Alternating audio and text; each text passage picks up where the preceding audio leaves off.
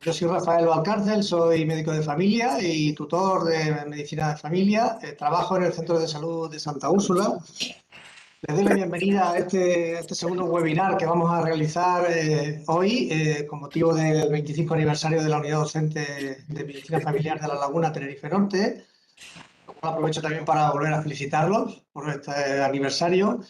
Y bueno, hoy me ha tocado pues, el honor y el orgullo de presentar a al doctor don Juan Simón, que lo tengo aquí presente, es el primer ponente de esta serie de webinars que vamos a oír durante esta temporada y nos va a tratar un tema muy interesante que he tenido la oportunidad de revisar en algunas publicaciones que él tiene y les aseguro que no les va a dejar indiferentes. Es un tema muy apropiado para estos momentos y que se titula El descremado sociológico de la atención primaria en España.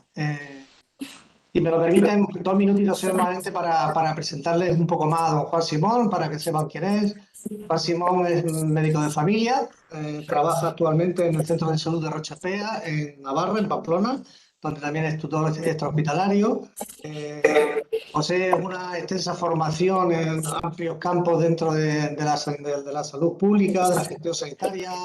Tiene cursos de doctorado en recursos humanos, en salud pública, tiene un máster en servicios sanitarios, en salud pública, es diplomado en sanidad, es especialista en recursos humanos de empresas, además es especialista en epidemiología clínica, es decir, tiene un currículum, como pueden comprobar, bastante interesante. Es autor de muchísimas publicaciones, más de 100 publicaciones en el ámbito de la atención primaria, en el campo de la medicina de familia, salud pública, gestión sanitaria, recursos humanos, etc. Es revisor también de manuscritos en revistas como Atención Primaria, como Journal of Equity of Health, Gaceta Sanitaria y Análisis del Sistema de Navarra, el Sistema Sanitario de Navarra. Y por último, es autor de un blog que yo les recomiendo a todos encarecidamente. Es un blog que yo ya conocía y últimamente me he metido bastante más. Y un blog súper interesante que se llama Salud, Dinero y Atención Primaria, donde el doctor Simón pues, trata asuntos relacionados con aspectos clínicos y aspectos de la gestión sanitaria española, que creo que son súper interesantes y a los que les animo a que se conecten cuando puedan. En definitiva, yo diría que tenemos delante de nosotros hoy a don Juan. Es un médico de familia de trinchera, como todos nosotros. Trabaja en un centro de salud viendo pacientes como todos hacemos, pero además es un profesional que tiene una brillante formación en el campo, en los campos que he dicho, que le ha permitido y le permite la observación y la crítica y la opinión de la realidad existente ahora mismo en la sanidad española en general y en la atención primaria en particular. Por lo tanto, además basada en datos, basada en criterios, lo cual creo que le da un margen de credibilidad altísimo. Y quiero añadir que después de haber revisado algunos de los artículos que él ha escrito, bastante de lo que ha escrito, pues observo también un tono, creo que útil y necesario en estos momentos de crispación y de indignación en algunos casos, que creo que don Juan después nos podrá ampliar, ¿de acuerdo? Por último, solamente hablar un chimpín de qué va a la sesión de hoy. Este título tan atractivo como es el descremado sociológico de la atención primaria. Tiene que ver con un sistema actual que vivimos en España, que es la dualización. La dualización es la convivencia, él explicará ahora mucho mejor esto.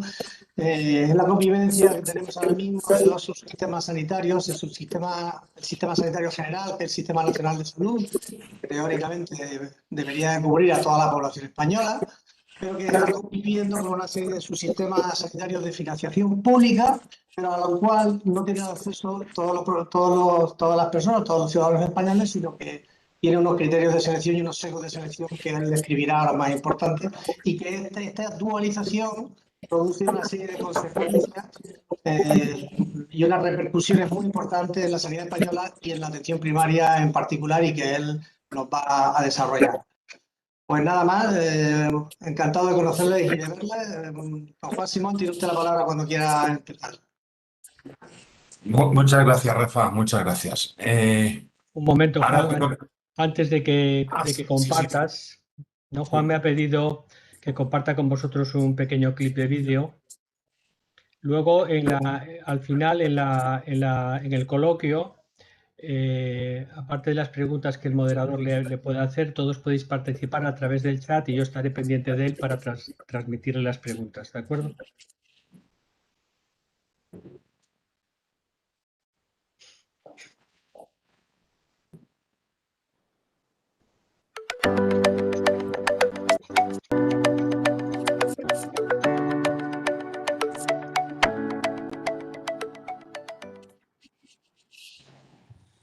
Como ha demostrado la literatura científica, cuando las personas de todas las clases sociales usan los servicios públicos, su nivel de calidad aumenta. Por ejemplo, es que no quiero dar el dato concreto, ¿no? Pero un municipio cuyo alcalde es de Izquierda Unida, donde los sindicatos mayoritarios son comisiones obreras y UGT. Y en el acuerdo que tiene ese sindicato, ese ayuntamiento con los trabajadores, está que se les paga un seguro de sanidad privada. Y dices tú, pues, gente que estamos, o llevamos muchos años peleando porque desaparezcan los privilegios de los funcionarios, los mufaces y todas estas cosas, que coja y que un ayuntamiento de la izquierda más extrema que hay en el panorama político de este país pague a sus trabajadores una sanidad privada, pues, es un poco chocante, ¿no? Que cuando esos trabajadores, a lo mejor es más razonable, pues como aquí en la Comunidad de Madrid no se pagan los libros a los niños, pues pagar los libros de los niños de los trabajadores, que pagar una sanidad que ya tienes cubierta por impuestos, ¿no? Entonces, yo para mí este tipo de actitudes hacen más daño a la sanidad pública que fórmulas nuevas de gestión que se quieran experimentar, que de alguna manera están buscando con más acierto o con menos una mejora de la eficiencia en la gestión.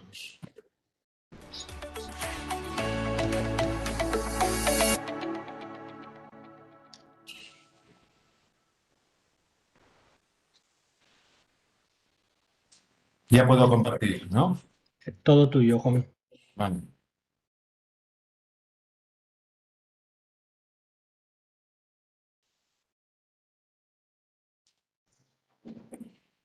¿Se ve algo? ¿Se ven las diapos? No. No. Vale, No, no. todavía no. Nada, ¿no? No.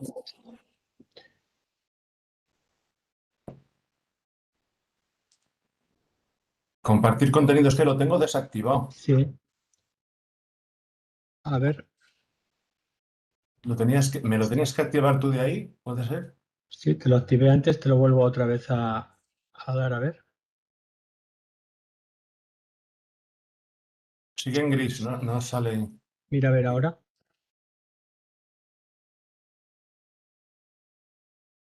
No, ¿No se te activa?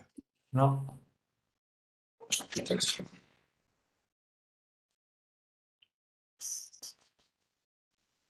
Te voy a poner de organizador, a ver. Ya te doy todos los privilegios. Todo. Mira a ver ahora si te lo da.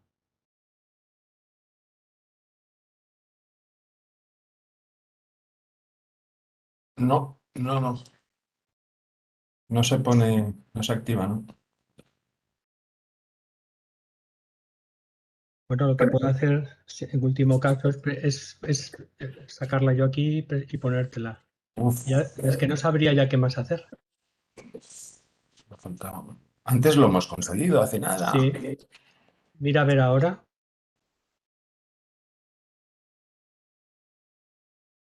Ahora. Vale. Se va viendo, ¿no? Sí. Vale. Bueno, pues muchas gracias a Rafa por la presentación, a José Ramón por la invitación y a todos por estar conectados. Lo he titulado El descremado sociológico de la atención primaria y luego veremos por qué lo llamo así. Y aunque también podría tener un subtítulo como este: Una buena sanidad pública exige una atención primaria para todos, ¿vale? Dos cosas antes de empezar. Todo lo que voy a contar está en este artículo que fue un encargo de Albert Planes en la revista hace unos años. y el link lo tenéis aquí. Y yo no defiendo toda la sanidad pública, porque no toda la sanidad pública es defendible, ¿no? La sanidad pública no se vende, se defiende, entendiendo por sanidad pública aquella que se paga con dinero público y que va a cargo de los presupuestos del Estado. Precisamente por eso, por lo que decíamos antes, ¿no? Una buena sanidad pública es una atención primaria para todos y una atención primaria y una sanidad pública que minusvalore, invisibilice o bypasse la atención primaria, pues yo no la voy a defender. Por muy sanidad pública que sea, porque es sanidad pública mientras se pague con dinero público. ¿Cómo estamos en primaria? Pues más bien como está este corazón de aquí que como está este de aquí. No solamente porque seamos la segunda especialidad más envejecida del sistema, por otras causas también. Estamos mal, ¿no? Hay alguien, la causa de que estemos mal es importante saberla, ¿no? Rodman hablaba de causa componente, causa suficiente, causa necesaria. A los médicos nos da mucho miedo la causa suficiente porque es aquella que si está presente la enfermedad siempre ocurre. Pero deberíamos empezar a darle más importancia o considerar la causa necesaria, que sí es aquella que si está ausente, la enfermedad no puede ocurrir, ¿no? Sin bacilo de Koch no hay tuberculosis, ¿no? Entonces, ¿cuál es la causa necesaria de que estemos como estamos? De que estemos más así que así, ¿no? Algunos dirán, pues el que se gasta poco en primaria, no es la causa. Esa no es la causa necesaria, es consecuencia de la causa necesaria. ¿Hay alguien que diga que la atención primaria está bien? Pues sí, cuando nos comparan internacionalmente, en este trabajo de hace 6 años, pues con indicadores de estructura, de proceso y de resultados, quedábamos como una de las mejores de atención primaria de Europa, ¿no? Y hay alguna cosa que este trabajo no haya mirado, una cosa importantísima, que es la universalización efectiva de la atención primaria. Que la atención primaria, como decía la ministra, sea utilizada por todas las clases sociales. No solamente en teoría, sino en la práctica, ¿no? Efectiva, universalización efectiva de la atención primaria. Y hablando de universalización, esto es la población desde el 70 hasta el 90 de la población española y la población incluida en la sanidad pública. Ojo que no digo Sistema Nacional de Salud, digo sanidad pública, la que se paga con dinero público. Aquí se creó la especialidad y el INSALUD el mismo año. En el 84, el Decreto de Estructuras Básicas, que fue el pistoletazo de salida de la reforma, la Ley General de Sanidad del 86 y el decreto que mete dentro del Sistema Nacional de Salud, aquí sí Sistema Nacional de Salud, a todos los que estaban en la beneficencia. A partir de 1990 se considera que nuestra sanidad pública, no nuestro Sistema Nacional de Salud, nuestra sanidad pública es universal de facto, de hecho, aunque no de jure, no de derecho. Y entre el 82 y el 90 entraron más de 7,2 millones de personas en la sanidad pública. Se dio cobertura a estas personas. Es importante ver este intervalo y la cantidad de gente que entró, porque luego lo veremos reflejado en la evolución de la financiación. Como decía Rafa, la sanidad pública es un sistema hecho de subsistemas, ¿no? Un sistema hecho de subsistemas que diferencian por riesgos y colectivos. Por riesgos, pues no tenemos más que pensar en las mutuas laborales, riesgo laboral, que eso es sanidad pública también, porque se financia con dinero público, ¿eh? Y por colectivos, como ahora veremos. El principal problema de esto es que tenemos un Sistema Nacional de Salud, que es el subsistema mayoritario, que ha actuado siempre y sigue actuando como recogedor de los malos riesgos. Malos riesgos en el sentido económico, de alto coste, de los demás subsistemas. Porque los demás subsistemas están o han estado, los que ya han terminado, cerrados a la entrada. Yo no puedo pertenecer a Muface porque yo quiera, pero abiertos a la salida para migrar al Sistema Nacional de Salud y volver al Muface o tener derecho sincrónico a los dos, al Sistema Nacional de Salud y a otros subsistemas a la vez, ¿no? Y esto lo que genera es el principal problema, que es la selección de riesgos. Pero bueno, alguien dirá que como todo queda en casa y todo se paga con dinero público, pues bien, pues como si no hubiera selección de riesgo. Pero hay otros problemas. La diversidad de subsistemas ha producido diferencias no relacionadas con la necesidad sanitaria en la provisión, en la estabilidad del aseguramiento, en la cartera de servicios, en el copago, en el acceso y utilización de servicios sanitarios que se pagan públicamente, ¿no? Según grupos socioeconómicos, y ahora veréis por qué digo eso. Hay consecuencias socioeconómicas por la ruptura de la economía de escala debido a la fragmentación del sistema, a no tener todos los recursos humanos, materiales, presupuestarios, organizativos, etcétera, integrados en un sistema único. Y esto de la economía de escala se resume bien en el refrán este que dice que donde comen 50, comen 52, ¿no? Esto nos lo explicaría mejor Vicente, pero bueno, se resume más o menos en esa frase.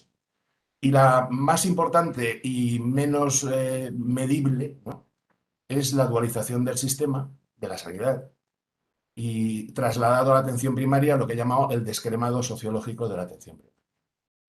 La dualización se debe a que estos otros subsistemas, los que han existido y los que todavía existen, conllevan normalmente una provisión sanitaria privada, sin atención primaria, a la que acceden y han accedido sectores sociales con mayor nivel educativo, de renta, con mayor influencia política inmediata.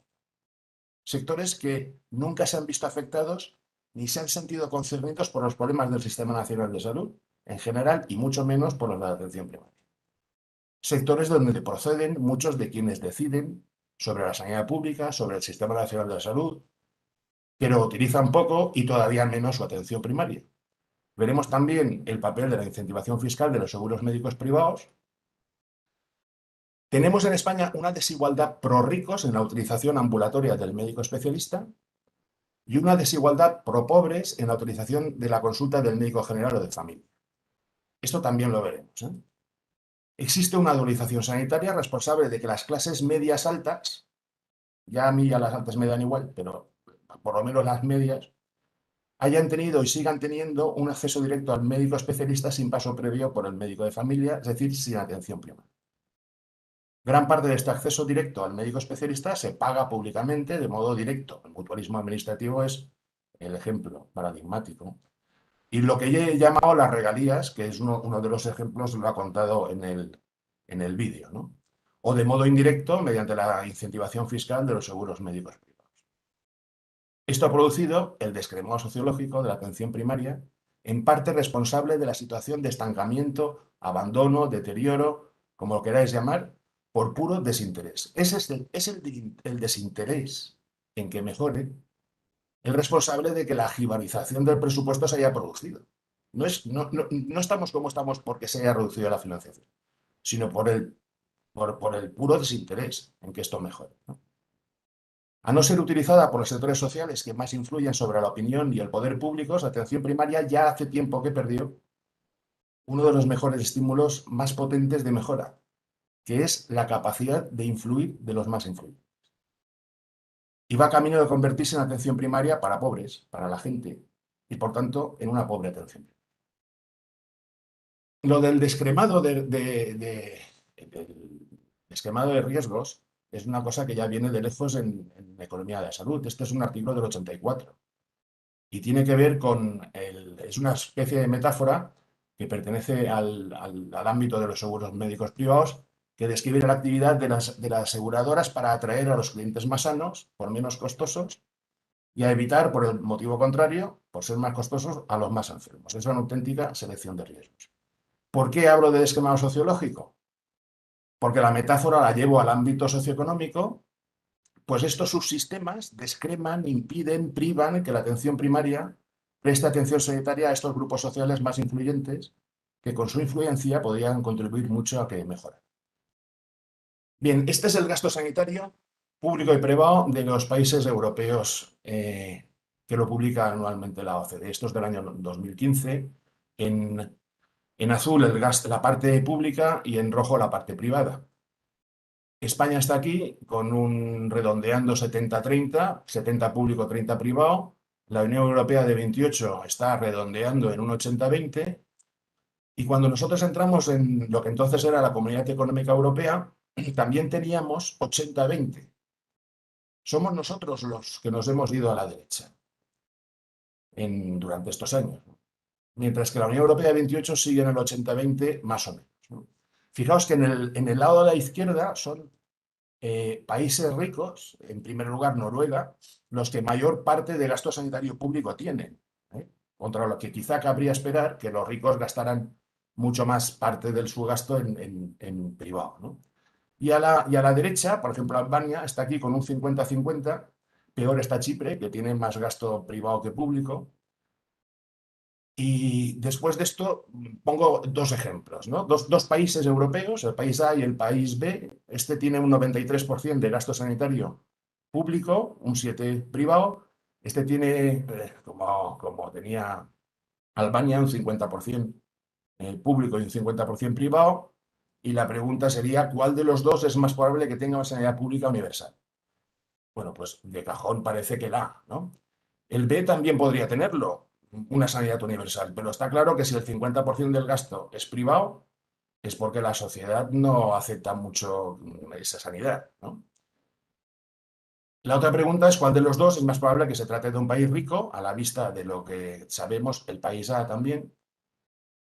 Pero la verdad es que esto es una pregunta trampa porque no son dos países, sino el gasto sanitario español. La parte de la izquierda es el gasto hospitalario y la parte de la derecha es el gasto ambulatorio. Entonces tenemos dos subsistemas dentro del sistema, uno tipo Noruega, con un gasto hospitalario público del 93%. Esto es hospital, ¿eh? Aquí no hay farmacia de ningún tipo, ni de hospitalaria, ni farmacia de receta. Y esto es la parte ambulatoria, donde el 50% es público y el 50% privado. Pues tipo Albania. Estos son los datos que podéis descargar y hacer el Excel desde el Ministerio, y esta es la comparación internacional. Cuando nos comparamos con la Europa de la OCDE, tenemos un gasto privado ambulatorio per cápita en dólares comparables de los más altos, un ambulatorio privado como parte del total ambulatorio también de los más altos, y cuando vamos al hospital, el gasto privado hospitalario per cápita en dólares comparables es de los más bajos, y el gasto hospitalario privado como parte del total hospitalario también es de los más bajos. Es decir, los demás no hacen lo que nosotros. ¿Qué habla esto? Pues habla de que nos dice que la universalización efectiva de la atención primaria está a años luz de la universalización efectiva del hospital público. Aquí tenéis la distribución del gasto sanitario público desde que hay datos por sectores. Esto es la atención especializada, lo verde es la farmacia de receta, lo rojo es la atención primaria y el resto del gasto es esto de aquí abajo. Aquí se creó la especialidad, aquí el Real Decreto del 84, aquí estábamos en la Ley General de Sanidad, en el 86 estábamos en un 20%. Fijaos que los demás suben y bajan, el verde sube y baja, el resto del gasto sube y baja, y la atención primaria, desde que tenemos datos, nunca ha subido, siempre ha bajado, ¿eh? Fijaos que aquí teníamos un 20% en primaria y un promedio de un 16 o un 15 de farmacia de receta. Aquí estuvimos empatados, aquí nos subió la farmacia y cuando bajó, que la atención primaria tendría que haber subido al 20, no subió. O sea, el trozo que dejó de pastel libre la farmacia de receta se la llevó el hospital, ¿no? ¿Qué pasó en el año 2002? Para que la especializada subiera escopeteada como ha subido. En el 2002, las 10 comunidades que faltaban por transferir, pues recibieron las transferencias sanitarias y a partir de ahí tonto el último en gasto en atención especializada. Y cuando llega la crisis todavía sube más. Es decir, llevamos con la crisis de 62, incluso aquí llegó prácticamente el 63% del total del gasto, ¿no? Por lo tanto, háganme ustedes genéricos, médicos de familia, que con lo que yo me ahorre se lo mandaré al hospital. Eso es lo que hay que aprender. En el 93 tuvimos una crisis, un constipado comparado con lo que pasó en el 10 y en el 11 y con lo que pasará ahora, pero también se repitió la historia porque llegamos a máximos de especializada y mínimos de primaria. Y aquí está ese intervalo en el que entraron 7,2 millones de personas al sistema, ¿no? En ese intervalo del 82 al 90 sube el hospital, sube la farmacia, sube el resto, pero lo único que baja es la primaria. Como si esos 7,2 en primaria no aparecieran, ¿no? Este es el crecimiento de los dos sectores, de especializada y de primaria. Desde el 84 que empezó la reforma, solo crecimos igual que especializada los 4 primeros años. A partir de ahí se va separando cada vez más las líneas y al final del periodo, esto lo he actualizado con los últimos datos que ha publicado el Ministerio de Hacienda y ya es un 43% más lo que crece especializada respecto de primaria. Y esto es en crecimiento nominal, que si ajustamos, por ejemplo, con el IPC, esto es el 60 ya, el 60%. Claro, esto que ha pasado con la crisis es impresentable, no tengo otra palabra que para definirlo, ¿no? Y algunos pensarán que esto de que crezca más la especializada es porque ahí está la tecnología, ¿no? Pues si es por eso, pues que pongan tecnología en la atención primaria, que también la necesitamos, ¿no? Pero no es la tecnología, no es solo la tecnología, porque esto es el gasto en personal de atención especializada y el gasto en personal de atención primaria. No tengo desde el 84 porque no hay datos, tengo desde el 88 en adelante y le pasa lo mismo, a medida que pasan los años, cada vez se amplía más, crece un 26% más el gasto en especializada, en personal de especializado que el gasto en personal de primaria, y si ajustas esto por el IPC, esto ya no es un 26 sino un 40. ¿Qué podían hacer los políticos para mejorar la atención primaria? Básicamente usarla. ¿Y qué más podían hacer? Esto tiene poco que ver con el tema, pero no me resisto a contarlo, ¿no? Incentivar notablemente la longitudinalidad, porque está bajo mínimos. Incentivar notablemente la oferta horaria presencial de tarde, la accesibilidad telefónica fuera del horario presencial. Incentivar es soltar pasta, ¿eh? Incentivar notablemente la capitación, el tamaño del cupo, la penosidad, la ruralidad, el aislamiento, la dispersión. Introducir de una vez la medicina familiar en la universidad, que creo que junto con Italia somos los únicos países de Europa que no tenemos departamentos de atención primaria o de medicina de familia en la universidad.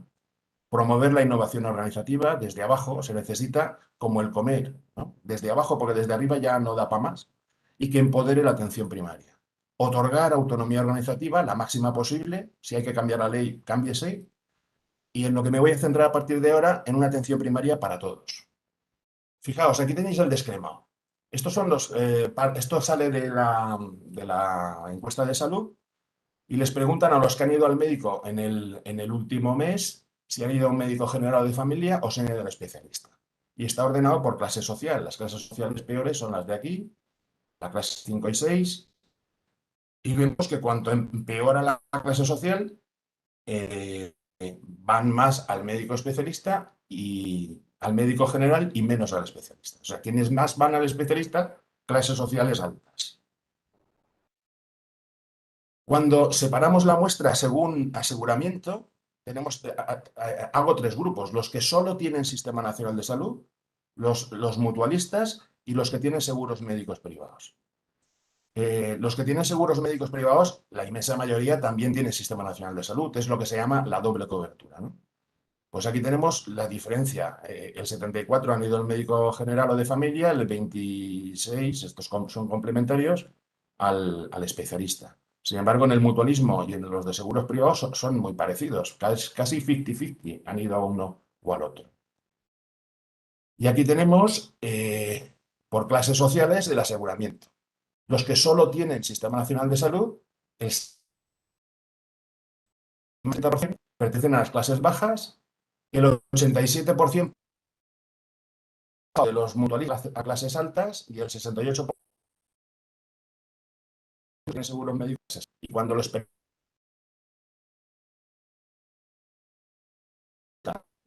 salud, estos dos son varios y cuando diferencian por aseguramiento, los que solo tienen Sistema Nacional de mutualistas y los que tienen seguros médicos. Y esto no es porque los mutualistas y los seguros y los que tienen seguros médicos privados sean más jóvenes que estos, que lo son. Cuando ajustas por edad, también salen que declaran mejor estado de salud. Bueno, no voy a explicar esto qué es, porque lo sabemos todos. Que CESIF defienda Muface, pues es normal, pues es un sindicato de funcionarios que va a defender. Pero que ya lo defiendan UGT y comisiones, pues ya me parece, como decía antes el del vídeo, pues un poco chocante, ¿no? Y claro, y aquí los tenemos todos. Estas eran las manifestaciones en Madrid cuando se pretendía privatizar la gestión de 5 o 6 hospitales y aquí tenemos comisiones UGT y CSIC diciendo que la sanidad no se ve. Es decir, sanidad privada, de gestión privada, pagada con dinero público, solo la quieren para ellos, para los demás no. Eso es lo que dice la banca.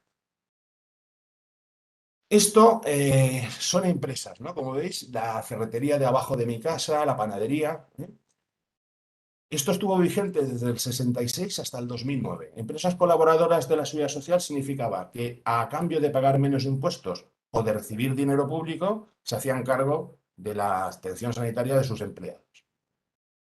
Y familias, claro. Fijaos quiénes están aquí: Banco de España, BBVA, Urquijo, Telefónicas, Fenosas, Radio Televisión Española, Gas Natural, la ONCE, Tabacalera, Telemadrid, y una muy especial, que es la Comunidad de Madrid. La Comunidad de Madrid actuaba como empresa colaboradora. Los empleados de la Comunidad de Madrid tenían asistencia sanitaria privada a cambio de dinero público que ponía la Comunidad de Madrid, claro. Esto terminó en el 2000. Esto es una especie de circular que publicó el CGT de BBVA, pues defendiendo las entidades colaboradoras, ¿no? Están en peligro, lo publicó en el 2001. Pero ya sabemos todos que CGT también es uno de los sindicatos más a la derecha del espectro, ¿no? Y luego pues salían cuando la crisis diciendo que esto de la privatización no, tal, no a las privatizaciones, pero ellos sí querían sanidad privada a cambio de que su empresa BBVA pagara menos impuestos. El convenio con la Asociación de la Prensa también ha terminado ya, Asociación de la Prensa de Madrid. La Comunidad de Madrid destina 8,6 millones de asistencia sanitaria a la Asociación de la Prensa. Esto empezó ya en la prehistoria, cuando el INP en el 73, en el 83 lo continuó en salud y desde el 2002 al 2016 lo continuó en la Comunidad Autónoma de Madrid. Este es el ejemplo del año, no sé qué año será esto, el 13 o el 14, el 13, en el que para 2.000 miembros de la Asociación de la Prensa de Madrid, pues la comunidad destinaba 8,6 millones de asistencia para, como dice aquí, para compensar a esta entidad por la gestión de la asistencia sanitaria prestada a los periodistas en activo y pensionistas agrupados en dicha organización, así como a sus empleados, los empleados de la Asociación de la Prensa, y a los beneficiarios de estos grupos, es decir, a las familias. La Fundación Jiménez Díaz, hospital de gestión privada, pero de servicio público, era su hospital de referencia. Bueno, esto terminó en el 2016. También han existido hasta hace nada las modalidades sustitutorias de la seguridad social para diversas profesiones en ejercicio libre: arquitectos, abogados, ingenieros, arquitectos técnicos, procuradores de tribunales, ingenieros industriales, peritos, como veis, médicos incluso. Esto terminó hace nada, en el 2012, en este decreto que reconoce la asistencia sanitaria a través del Sistema Nacional de Salud para los profesionales adscritos a las mutualidades de previsión alternativas al sistema renta de autónomos, ¿no? Y esto es impresentable, porque toda esta gente, desde que el sistema se financia por impuestos, contribuían a financiar el sistema, pero no tenían derecho. ¿Por qué? Porque no tenían relación con la seguridad social, que es lo que da el derecho a la asistencia sanitaria. La relación con la seguridad social. Entonces, estos contribuyen con sus impuestos durante años y años y años, pero no podían usarlo. Entonces, la capacidad de influir es importante. La dualización sanitaria y el descremado es lo que ha hecho que la atención primaria haya perdido la capacidad de influir de los más influyentes. Por ejemplo, de los 480 altos cargos del Gobierno de España, el 84, 402 son funcionarios y, por tanto, mutualistas. Ponen esta noticia del Mundo, que destacaban ellos en el titular los 10.000 años de antigüedad de esos funcionarios que acumulaban 3.500 trienios. Pero si uno lee la noticia, pues te explica que de 480 altos cargos, la inmensa mayoría son funcionarios. Tan es así que Muface, cuando la primera legislatura de Rajoy, dijo: tenemos un gobierno de funcionarios. En la SER, la mayoría de los diputados son funcionarios y abogados. 126 de los 350. Eso es en la primera legislatura de Rajoy. Pero es que en la siguiente, en la legislatura de los bebés amamantados en el Congreso y de las rastas, aumentaron a 12, más todavía, ¿no? Aquí tenéis por partidos los funcionarios que habían en el Congreso. Esto lo estudió Freire en algunos parlamentos autonómicos y vio que, comparado con la población general, pues solo el 45 en Valencia, solo el 34 y solo 58 en Asturias tenían el Sistema Nacional de Salud, los demás tenían otros apaños, ¿no? Por eso decía yo que lo mejor que pueden hacer los políticos para mejorar la atención primaria es usarla y parecerse a aquellos a los que dicen representar. El jefe de la Armada protesta ante Defensa por los recortes sanitarios. Coño, cuando vi esto digo, joder, un alto militar protestando por los recortes. Pero él protestaba por los recortes de su sistema sanitario, de ISFAS. ¿Y cómo lo hace? Pues con una carta manuscrita, ¿no? Querida subsecretaria, querida Irene, subsecretaria de Defensa. Claro, este hombre tiene una capacidad de influencia que, comparada con los matados de mi centro de salud, no hay color. Y la capacidad de influencia tiene sus resultados, ¿no? Este es el gasto per cápita en el mutualismo durante la crisis, que apenas parió, ¿no? Estuvo como estancado 2 años, pero nada comparado con lo que pasó en el gasto per cápita en el Sistema Nacional de Salud. Y otra de la consecuencia puede ser esto más reciente. La Abogacía General del Estado, como todos sabéis, son funcionarios y por tanto tienen MUFACE, ha dicho que los mutualistas que hayan elegido privada y que hayan terminado siendo atendidos por COVID en los hospitales públicos, pues que no lo van a pagar los de MUFACE ni las aseguradoras. La Abogacía General de Estado se pronuncia después de que los hospitales exijan el gasto a MUFACE y a las aseguradoras de los pacientes de MUFACE que la eligieron privada, pero que terminaron ingresados en un hospital público, ¿no? Cuando estás ahogándote en tu casa por el COVID, nadie te pregunta si usted es mutualista, igual que cuando te estás desangrando en la carretera. Te llevan a un hospital público. Si 5 jueces tienen en vilo a España, ¿no? Como decía esta revista, ¿qué pasaría si los 5.500 jueces o los 2.500 fiscales estuvieran atendidos en los centros de salud? Nos tocaría a 1 por cada 3,75 médicos de familia. Como no se distribuyen por igual a lo largo de la faz de la piel de toro, pues tendríamos más jueces en el ámbito urbano. Los seguros sanitarios en España viven sus mejores años, eso se publicó en el 18. Hace 4 días se publicaba que el seguro de salud es el que más crece de enero a marzo de este año, casi un 4%, ¿no? Estos son datos de UNESPA que llegan hasta el 19 y lo pone prácticamente en 13 millones de asegurados, ¿no? Que tienen algún tipo de seguro de salud. Esto en el 19, ya han pasado casi 2 años. Estaremos ahora, pues, superados los 13 millones de sobra, pues bordeando los 14, ¿no? Si a esos 13, vamos a suponer que son 13, le quitamos los 2 millones de mutualistas, pues nos quedan 10 millones de sujetos en España que tienen un seguro médico privado y que la inmensísima mayoría también tienen derecho al Sistema Nacional de Salud. Esto es lo que se conoce como el colectivo de la doble cobertura. Y además, pues nos cuesta en coste fiscal estimado para el año 2015, creo que lo estimamos en el blog, en unos 1.000 millones de euros al año. Entonces la pregunta es, ¿cuál es la utilidad social que justifica este coste fiscal cuando lo que necesitamos es pasta? Ahora dicen que nos van a hacer pagar por circular por las carreteras, ¿no? Porque necesitan dinero. En el barómetro sanitario del 18 le preguntaban a los que tenían seguro médico privado que por qué. ¿Por qué se ha comprado usted un seguro médico privado si tiene sanidad pública? O tiene MUFACE. Porque es que hay mutualistas que, además de tener MUFACE, se compran un seguro médico privado. Entonces, a todos los que se compraban un seguro médico privado y tenían el Sistema Nacional de Salud o tenían el mutualismo, les preguntan, oiga, ¿y por qué? ¿No? ¿Cuáles son las 2 principales razones? La principal es porque me atienden más rápido que en la pública. Y la segunda, porque se puede ir al especialista directamente sin consultar con el médico de cabecera. Eso en el 18, que es cuando se cumplen 40 años de la creación de la especialidad. Pues un éxito. Esto no se puede calificar más que de éxito. Era la pregunta 5A en el 18. La pregunta 5A en el 19 ya no se atreven a hacerla. Entonces, lo que les preguntan es a los que tienen un seguro médico privado, ante estas situaciones, ¿dónde iría usted? ¿no? A la pública o a su seguro médico privado. Gana todo el seguro médico privado. Ante un parto, por 4 puntos porcentuales gana el seguro médico privado. Ante una urgencia, por ejemplo, su hijo tiene mucha fiebre, gana el seguro médico privado. O sea, si ya tener fiebre es una urgencia, ¿no?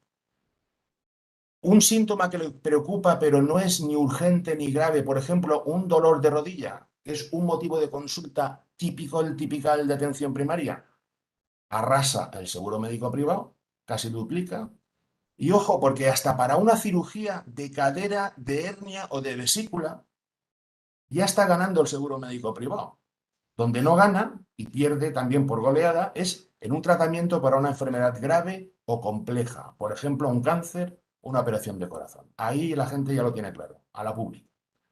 ¿Qué nos está haciendo ver esto? Dos cosas. Aquí tenemos el descrema y aquí tenemos la selección de datos.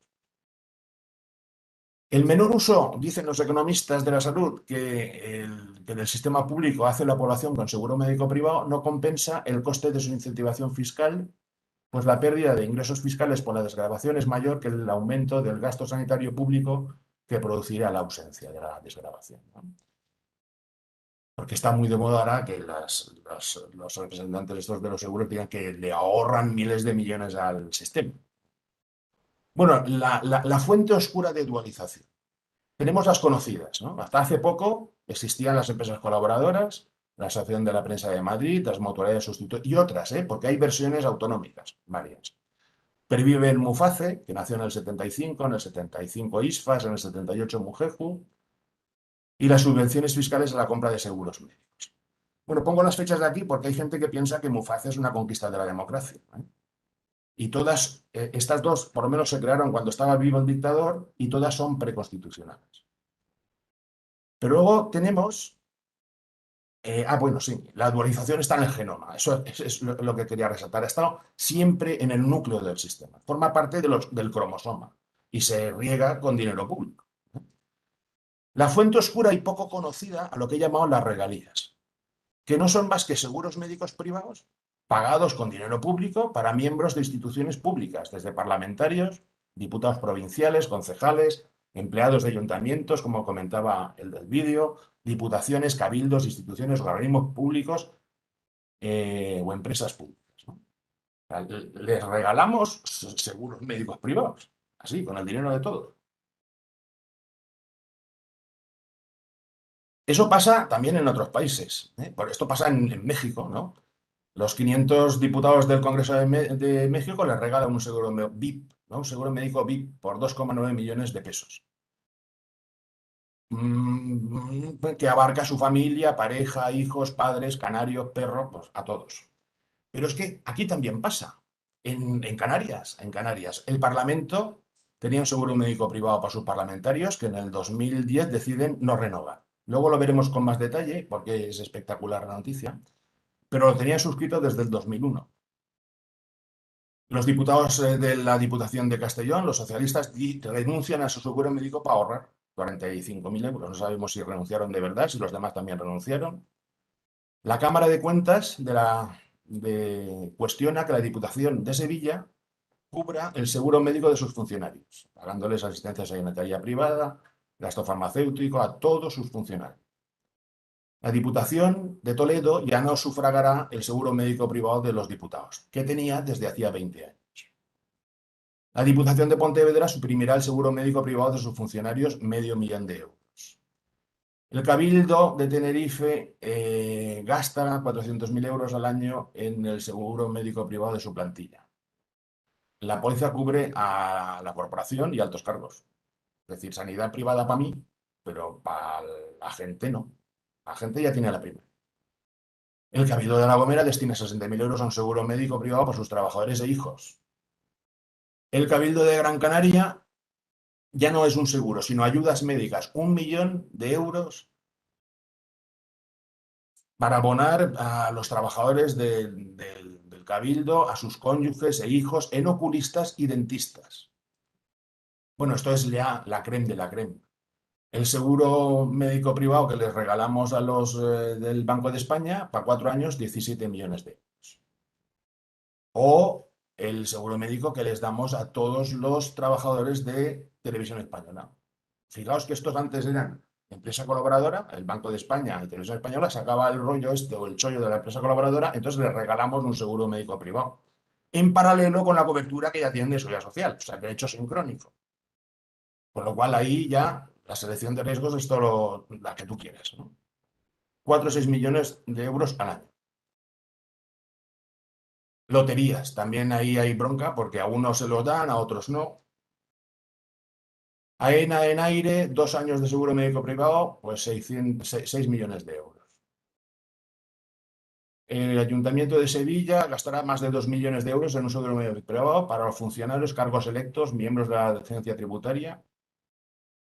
El Ayuntamiento implanta al de Málaga un copago en el seguro médico privado de la plantilla. Deberán abonar 1 euro por cada cosa que hagan, ¿no? Ir a primaria o ir a especializada, a rehabilitación, urgencias, 1 euro. 2 millones de euros del seguro médico de la plantilla del Ayuntamiento de Málaga. Bueno, me voy a centrar en el de Canarias, en el Parlamento, porque la noticia era espectacular, ¿no? Dice que ya no van a renovar un seguro que tienen desde el 2001. ¿Y por qué? Dicen, no tenía lógica que el Parlamento tuviera un seguro que fuera de uso exclusivamente de los diputados, porque no era extensivo a los trabajadores de la Cámara Regional. Es decir, como no lo tiene el celador, pues nos lo vamos a quitar, ¿no? No es razonable mantener un seguro que ni siquiera es usado por los diputados, ¿no? Ahora viene la fase esta de que las uvas están verdes, ¿no? Pues las prestaciones son muy básicas, prácticamente las mismas que tiene la Seguridad Social. Y no te sirve para ir a una clínica privada en Navarra, coño. Dentro del disparate que fue la decisión adoptada hace 3 legislaturas de suscribir un seguro privado, por lo menos se hizo de forma prudente y no se contrató un servicio de lujo, sino muy básico, como el que pueden tener los profesores, ¿no? En clara referencia a Muface.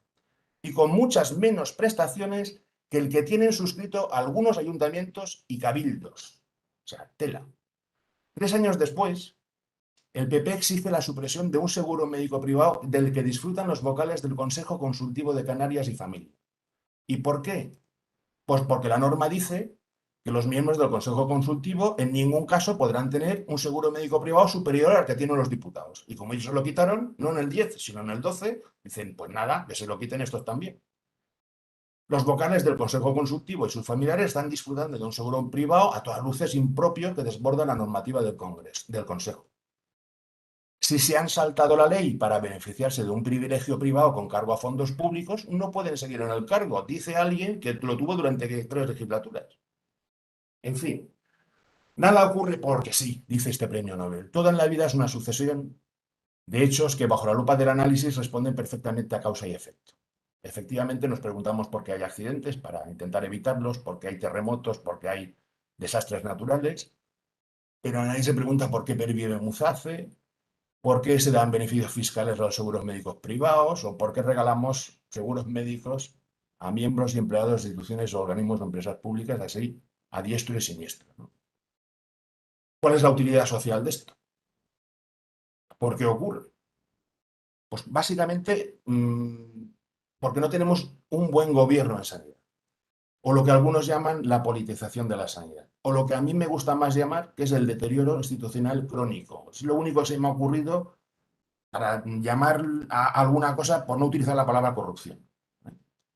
¿Qué necesitamos? Pues esto lo sabe perfectamente Vicente Ortún: transparencia, buena regulación, reglas claras, evaluación, supervisión independiente, competencia por comparación, autonomía responsable, rendición de cuentas, todo lo que no estamos teniendo en la gestión de la pandemia. Y esto en el fondo no son más que medidas anticorrupción. Vicente escribió este artículo memorable porque el titular es espectacular. Lo socialmente conveniente debe ser atractivo individualmente. Y la atención primaria es socialmente conveniente, pero de atractiva ni para los usuarios ni para los médicos no tiene nada. Cuando las instituciones no son capaces de hacer individualmente atractivo lo que conviene socialmente, ¿para qué las queremos, no? En el extremo se corrompen cuando en vez del bien común, que es lo socialmente conveniente, procuran el suyo propio o el de determinadas élites influyentes, ¿no? Y entonces, claro, este que podría ser el emblema nacional, pues habrá que cambiarlo y dejarlo en soborno. Y tenemos, por ejemplo, el Robin Hood inverso español, que actúa en sanidad. ¿Y cómo actúa? Pues recaudando millones de euros mediante el copago a los pensionistas para dar beneficios fiscales por la compra de seguros médicos privados o regalar seguros médicos a miembros de instituciones públicas. Gente que es mucho más joven, sana y rica que los pensionistas. No se trata de eliminar el copago a los pensionistas, se trata de eliminar esto, ¿no? Recaudamos por el copago unos 1.200, 1.100 millones de euros al año, casi la mitad provienen de los pensionistas, y el coste fiscal por incentivar el seguro médico privado son unos 1.000 millones. Pues ya sabemos de dónde salen los 500, ¿no? Estamos quitando de aquí para perdonarles a otros 1.000 millones. Es decir, la dualización nos ha traído el descremado sociológico de la atención primaria. Y esta es la causa necesaria de que estemos como estamos. Y arriba, arriba del todo, está el soborno. No sé si me explico. Aquí tenemos a Sir Paul McCartney en carne mortal en el metro de Londres. Y esto me ha recordado una frase de un señor que fue alcalde de Bogotá durante 2 legislaturas, que decía que un país desarrollado no es aquel en el que el pobre tiene coche, sino aquel en el que donde el rico usa el transporte público. Eso lo podíamos trasladar a la sanidad aquí en España para decir que un país desarrollado, ojo, no digo un país rico, un país desarrollado. No es aquel donde el pobre tiene un seguro médico privado, sino donde el rico usa la atención primaria pública. Yo ya me conformaría con que fuera la clase media amplia. Los ricos ya me dan igual. Hemos tenido siempre un genotipo en el sistema, aunque hayan 17 fenotipos, ¿no? La dualización sanitaria está en el cromosoma del sistema, en los genes. Ahí dentro también está el descremado de la atención primaria. El hospitalocentrismo presupuestario y de poder. Está la existencia de ciudadanos que eligen y de segunda categoría los que no eligen. Está la atención primaria como una especie de beneficencia ampliada y en el fenotipo, digamos, en la membrana de la célula, está la sanidad igual para todos, ¿no? El eje de la atención primaria es el eje del sistema, cuentos de estos. El médico de familia figura fundamental, la universalidad, una de las mejores sanidades del mundo. Pues bueno, la esencia es esta. Y esto no es más que pura apariencia, la canción. Y para que esto esté aquí, se necesita una atención primaria para todos. La llave está ahí. Si no hay esto, nunca tendremos una sanidad como aquí pone. Decía Groucho Marx que la política es el arte de buscar problemas, encontrarlos, hacer un diagnóstico falso y aplicar después los remedios equivocados. Yo espero que esto no me haya pasado a mí. Muchas gracias por la atención y me gustaría terminar con un vídeo, si puedo ponerlo. Lo intento, ¿vale, Fran Ramón? A ver si me aclaro para poner el vídeo. Cuando vayas a ponerlo tienes que darle la pestaña de el formato, acuérdate, que sea formato de vídeo mejorado o algo así para que se escuche.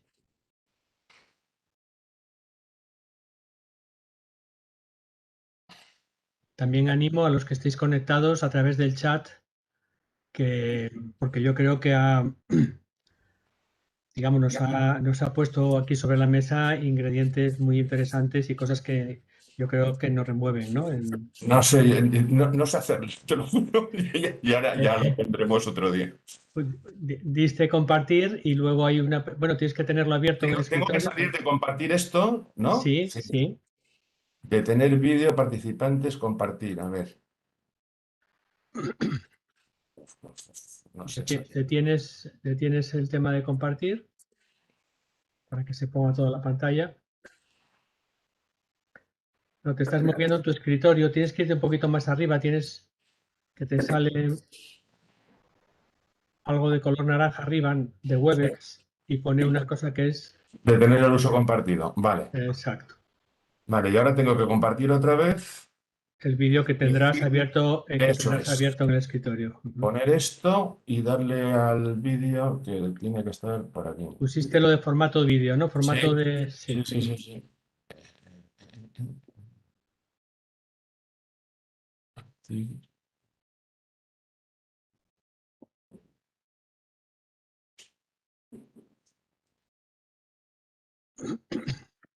Es que no la veo ahora. Uf.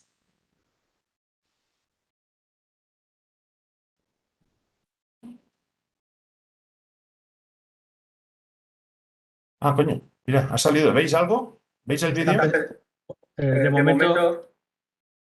De momento se ve una pantalla negra. ¿Se ve ahora? ¿No? No se ve. Vale. Pues oye, otro día lo intentamos, porque si no se ve. Estoy compartiendo. Hay personas viendo. Si no se lo cuentas. Bueno, ¿Vostè va anar a l'escola pública o la privada? ¿se oye algo? No. Sí, ahora sí se oye. Sí. Vaig anar a una escola concertada, l'escola Virolai. Concertada. Quan era petita anava a la privada, perquè en aquell moment l'escola nacional era la franquista, anava a una escola popular. Vostè va anar Voy a ponerlo en a grande. l'escola pública o la privada? La concertada. La concertada. A la privada. Vaig anar a una escola concertada, l'escola Virolai. Concertada. Quan era petita anava a la privada, perquè en aquell moment l'escola nacional era la franquista, anava a una escola popular i després vaig passar a l'institut públic. Lo que no se ve en el vídeo No se ve el vídeo. son en realidad los políticos catalanes, ¿no? que se presentaron a Eso es. las elecciones. Sí, a los candidatos a las últimas elecciones les preguntan si van a la pública o la privada y todo el mundo dice, algunos dicen privada, la mayoría dicen concertada y la mayoría no podía haber ido a la concertada por edad. O sea, les dicen concertada por no decir privada, ¿no? Pero nadie dijo fui a la pública. Juan, ¿de tienes compartir ya? Sí, lo puedo, la quito ya, ¿eh? Sí. Detener el uso. Vale.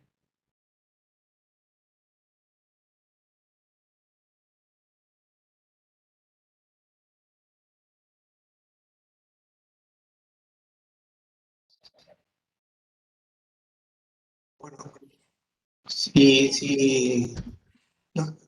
has terminado, Juan, muchas gracias por la interesantísima aportación que has hecho, que yo creo que si todos somos sensibles un poco a lo que nos has contado, se nos pone la piel de gallina a oírte, sinceramente, porque aportas una serie de información y de datos que probablemente muchos de nosotros sospechábamos, pero no conocíamos con tanto detalle y que no dejan de crear una situación de alarma que llama, que es preocupante lo que estás contando.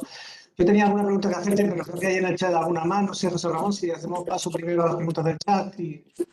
Bueno, aquí tengo una pregunta, sí, que nos la envía Patricia, que nos dice que qué opinas sobre que desde las instituciones tipo asociaciones, colegios profesionales, incluso unidades docentes, dice, se trate de incentivar esa apariencia o fenotipo de atención primaria de salud.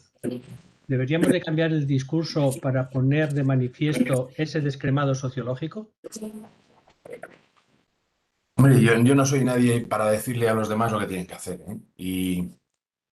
Y menos a unidades docentes o a colegios profesionales. Colegios profesionales pues tienen que dar cabida a todos los médicos, yo entiendo que a todas las profesiones, tanto si ejercen en públicas como en privadas.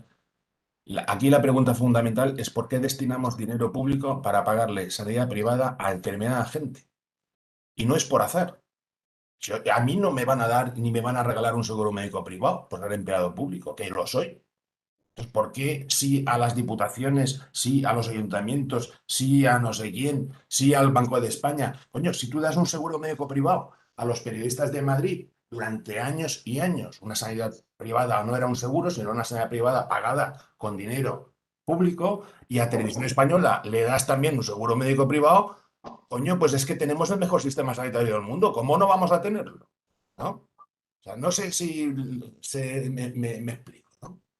Si tú tienes a los periodistas regados con sanidad privada pagada con dinero público, tanto los de la tele como los que escriben en los periódicos, pues tenemos el mejor sistema sanitario del mundo. Luego no saben ni cómo referirse a un centro de salud.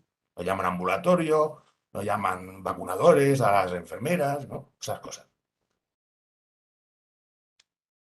¿Alguna otra persona no acaba de entender bien, pregunta que por qué en realidad no tanto los seguros privados, pero sí ISFAS y MUFACE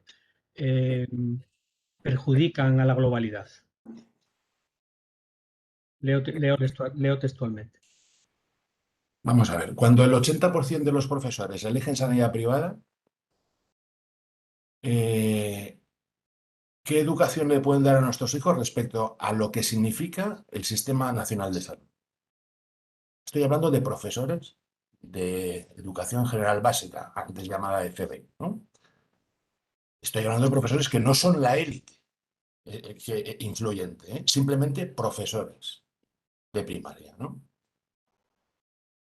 Cuando los abogados del Estado dicen no, no, no, no, la asistencia sanitaria a los que han tenido COVID, por mucho que hayan elegido sanidad privada, si han entrado en un hospital público, no lo va a pagar Muface ni lo va a pagar las aseguradoras, lo pagará la comunidad con su dinero.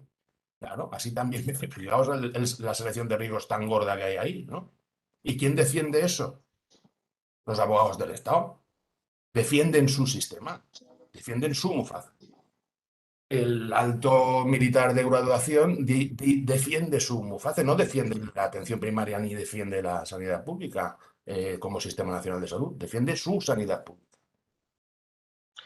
Una de las grandes virtudes que tiene Juan Simó es que en su blog, digamos, no todos son palabras. De hecho, la mayoría no lo son, sino que nos expone muchos datos y su interpretación. Y bueno, este es un ejemplo de ellos. Yo, Juan, me gustaría preguntarte, porque efectivamente, vale, tenemos este problema delante, es un problema crónico, como tú bien defines, pero forzarlo, digamos, desde un punto de vista normativo es muy delicado, porque va a generar un rechazo social. Realmente, lo que nos gustaría a todos es que la atención primaria fuera atractiva y que esas personas realmente desearan cambiarse a la atención primaria. No lo van a hacer nunca. No lo van a hacer nunca. Ya te lo dicen cuando les encuestas, ¿no? ¿Por qué? Porque jamás tendremos una atención primaria atractiva. Si cuando les preguntas, ¿usted por qué se compra un seguro médico privado? Es porque yo paso de médico de cabecera. Yo, si me duele la rodilla, ya me busco la vida con mi seguro. Eso sí, si tengo un cáncer o si me van a operar el corazón, entonces ya paso de mi seguro y me voy a la sanidad. No se ha hecho atractivo y ni hay interés en hacerla atractiva, ¿no? Pero se incumple la Ley General de Sanidad que dice que los tenían que haber metido en asistencia sanitaria dentro del Sistema Nacional de Salud. Desde que se publicó la ley, les daban no sé cuántos meses para que se integraran al Sistema Nacional de Salud. Se integraron otros subsistemas, pero el mutualismo no. La Ley General de Sanidad decía también que la parte asistencial de la salud laboral tenía que estar integrada en el Sistema Nacional de Salud. Sin embargo, las mutuas pues se dedican, gastan mucho dinero, se le da dinero público. Yo no he oído ningún sindicato que proteste porque las mutuas gestionen dinero público. Es provisión privada pagada con dinero público. Nadie protesta. O sea que tú consideras que el punto de ruptura tiene que ser normativo. Es espectacular. Sí, no hay otra forma. Es decir, cumplir la ley no se cumple. La Ley General de Sanidad no se ha cumplido, ¿no? Porque a determinada gente no le ha interesado que se cumpla. O sea, es imposible, tal y como está, que la atención primaria sea atractiva porque quien dicta lo que es atractivo son las clases medias altas para la gente. Para lo atractivo será tener un seguro médico privado. Entonces, un país desarrollado, para algunos es aquel que un pobre puede conseguir un seguro médico privado. Pues no, yo le doy la razón al alcalde de Bogotá. O sea, un país desarrollado, no digo rico, es aquel en el que por lo menos las clases medias amplias van a la atención primaria. Mira, tenemos aquí una pregunta de Sergio Minué. Sergio Minué será uno de nuestros invitados después del verano y tú lo conoces bien y te pregunta que has hablado de innovación organizativa desde abajo. ¿Cómo crees que podría hacerse? Pues haciendo algo parecido a lo que hicieron en su momento en Cataluña con las entidades de base asociativa, para parecernos en lo más posible a los médicos, a los GP británicos, ¿no? Tenemos muchos residentes conectados que tal vez no sepan ¿qué son las entidades de base asociativa? ¿Te importaría, en muy pocas palabras, decir qué es eso? Pues, solo hay creo que 12 o 13 en toda Cataluña, ¿no? Entonces aquello empezó bastante bien, luego lento, ¿no? Pues se trata de que unos socios reciben dinero por llevar la gestión de la atención primaria en un centro de salud. Y se hacen cargo con una capitación, con un acuerdo con la consejería y negocian esos fondos y con eso se apañan. No necesariamente tiene que ser así, porque hay fórmulas dentro de lo público para que pueda haber empresa pública que un equipo de atención primaria se autogestione. Yo Pero de quería, todas formas, me parece que no es, ahora lo prioritario no es eso. O sea, está el barco tan hundido que lo prioritario no es eso. O sea, tenemos a la gente, yo no sé, tú entras a un centro de salud y está lleno de viejos. No ves gente joven entre los médicos. Somos la segunda especialidad más envejecida del sistema. Van a jubilarse un porrón en los próximos 5 o 6 años y no sé de dónde coño van a sacar médicos de familia que quieran ir, porque no quieren ir. Aquí terminan no sé cuántos todos los años y quieren ir a urgencias o incluso se van a otras comunidades o fuera del país. Pero no es atractivo coger un cupo y ver todos los días a los mismos. Eso no es atractivo. yo Yo te no sé quería cómo están, ¿eh? comentar, oyendo esto, hasta qué punto los profesionales que trabajamos en la atención primaria somos parte del problema. Quiero decir, evidentemente no somos el peso más influyente en la gravedad del problema, pero tradicionalmente hemos tenido una actitud siempre basándonos en argumentos vocacionales y de ayuda al paciente y de no querer dejarlo abandonado. Hemos asumido una forma de trabajo completamente tópica, ¿no? Horrible. Y hemos aceptado, de alguna manera, que esto se perpetúe, ¿no? Claro, hemos aceptado trabajar en condiciones y paupérrimas, ¿no? Tener 40, 50 citados. Yo veo lo que algunos ponen en sus twitters y alucino, ¿no? Que todavía estemos con 40, 50 o 60 citados.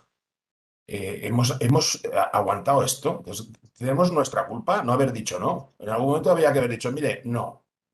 Ya está. O sea, alguien desde los colegios profesionales tendría que haber dicho esto es impensable. No podemos tratar a la gente como ha ganado. O sea, esto no puede ser, ¿no? Pero si a tu consulta va un señor juez y le mandas ahí al digestivo para que le hagan una endoscopia y va al mostrador a pedir la cita y le dicen, ya le llamaremos. Al señor juez no le van a decir ya le llamaremos. Pero a la paciente mía que tiene 60 años y a veces no sabe leer o escribir, sí le dicen ya le llamaremos. Aquí Yo no sé tenemos dos preguntas que pueden venir entrelazadas. Vinita nos dice que esto parece la pescadilla que se muerde la cola, ¿no? La atención primaria no es atractiva, con lo cual nadie va a quererla, va a desearla, cambiarse a ella.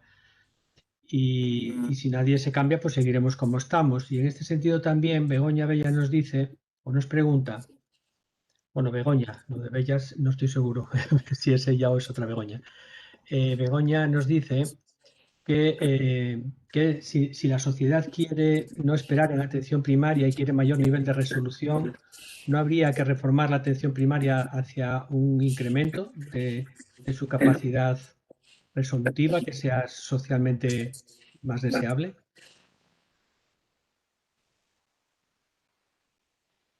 Va ligado la atención primaria con la atención ambulatoria especializada, ¿no? O sea, las dos cosas van en el mismo paquete. Cuando he mostrado el gasto sanitario ambulatorio, que era 50% público y 50% privado, ahí está la atención especializada ambulatoria también. Entonces va en el mismo paquete. Si a ti te tienen que mandar al otorrino y tardas 3 meses, pues oiga, la atención primaria es una mierda porque yo no voy a esperar 3 meses para que me dé al otorrino. Para eso tengo mi seguro médico privado.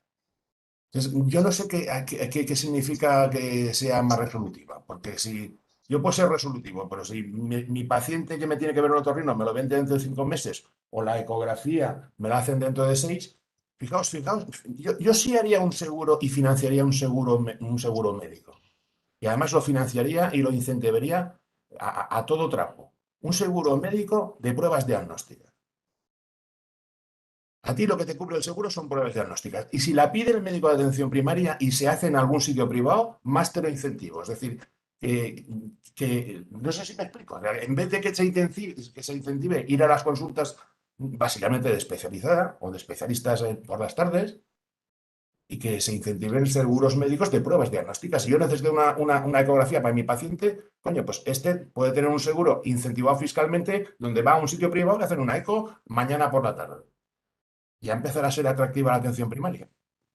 Invito a ver en el chat una nota que pone Vicente Ortún, en la cual os habla de las entidades de base asociativa, muy sintéticamente, y por qué no han crecido en Cataluña, solo han llegado a ser 14, y parece ser que por la oposición de las patronales hospitalarias. Nos pone aquí. Porque en el fondo, cuando funciona la atención primaria bien, lo que no funciona bien son las consultas privadas de especializados. Básicamente, ¿no? Pero bueno, lo que es una desgracia es que aquello no haya progresado. Lo que es una desgracia es que hayan 17 sistemas sanitarios y no haya innovación en la atención primaria. Y la atención primaria, cuando hay 17 y llevamos no sé cuántos años de transferencias, sea igual y tan deplorable en todos los 17 sistemas. O sea, eso es lo fuerte, ¿no? O sea, pudiendo haber autonomía de gestión y que algunos se diferenciaran algo, si alguien se diferencia en algo es en ser pésimo. Otra Pero pregunta los que problemas que tenemos son los mismos en todos los lados. quería yo preguntarte con respecto a esta situación que te estás describiendo y la situación actual que tenemos de COVID-19. Con esta pandemia y con esta crisis importantísima económica que vamos a tener, estamos teniendo y vamos a tener más estos próximos años, tengo la sensación de que la tendencia va a ser empeorar, no mejorar. Sí, yo también pienso que la tendencia va a ser a empeorar. Quiero decir que encima ya el panorama que venimos arrastrando es malo, pero va a ser peor por lo que nos viene. Entonces, no sé, tengo la sensación de que o nos ponemos las pilas nosotros o nadie nos las va a poner por nosotros, ¿eh? No sé qué Yo opinas. no he visto que haya mejoría en los últimos 10 años. Ni tan siquiera aquí en Navarra se puede decir que estemos mejor que hace 5, ¿no? Estamos peor. No, estamos mejor. Yo no veo mejoría, o sea, de ningún tipo. O sea, con mayor o menor dificultad en el trabajo, ¿no? Tener a 50 no es lo mismo que tener a 30 al día, está claro. Pero los problemas gordos de la atención primaria son los mismos en Galicia que en Murcia. Y la diferencia está en lo machacado que va la gente. Si tienes 50 estás machacado y si tienes 30 pues vives un poco menos machacado. Nada más. Pero los problemas gordos de atención primaria son los mismos en las 17 servicios de salud. Muy bien. Rafa, si te parece, llevamos ya más de una hora de conexión.